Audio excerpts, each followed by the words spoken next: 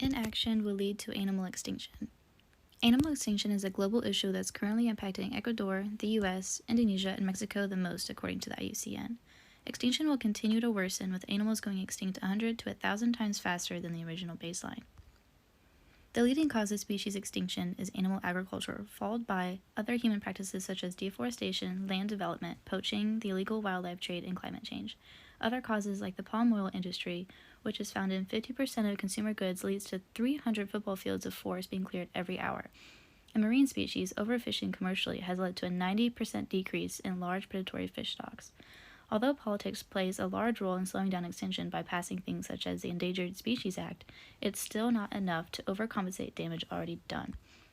Not only are animals directly affected, so are humans. Involved, and how do they perceive the problem?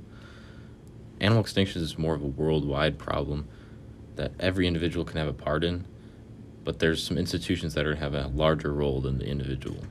The meat industry and poachers are examples of those who are part of the problem and who only seek personal gain, while organizations like the Wildlife Conservation Society work to solve the issue for the benefit of the natural world.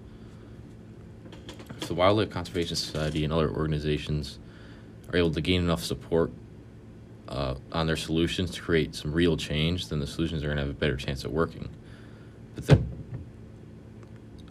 the problem also can't be solved without combating institutions that are at the heart of the problem, because unless these institutions are able to change their current perspective, then they're going to keep doing what they're doing, and the problem's not going to be able to be solved. Humanity's overexploitation of animals and their habitats, as well as the neglect for the environment around them, are two behaviors that perpetuate the problem. Most people and institutions are going to act in their own self-interest, so if something's cost more more difficult to protect the environment and the animals that live there, then they're just going to look the other way. An example is how poachers don't care what happens to the future of a species. They hunt because they only care about making as much profit as possible in the current moment. Primary incentive that maintains We can see many organizations such as the Wildlife Conservation Society, National Wildlife Federation, and International Union for Conservation of Nature working to solve our wicked problem in many different ways. The first of which being disease prevention.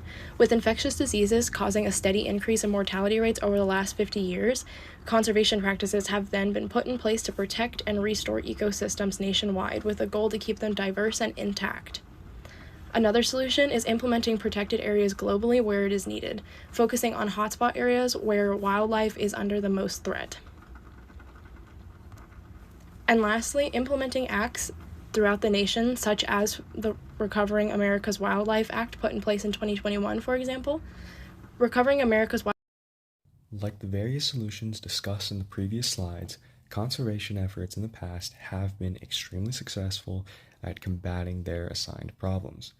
A notable example would have to be the giant panda, which was recently taken off the endangered species list. There are, however, problems which can arise even though the solutions initially may be successful. As can be shown by this graph, giant panda habitats have been decreasing massively over the past 300 years. And while conservation has been successful for the giant panda, the animal is still vulnerable. Society as a whole must work together in order to combat these problems, from the top to the bottom. A good start would be educating the public on the importance of wildlife conservation. The public can then talk to their local and state legislators in order to pass legislation to protect the rights of vulnerable species. We must work together.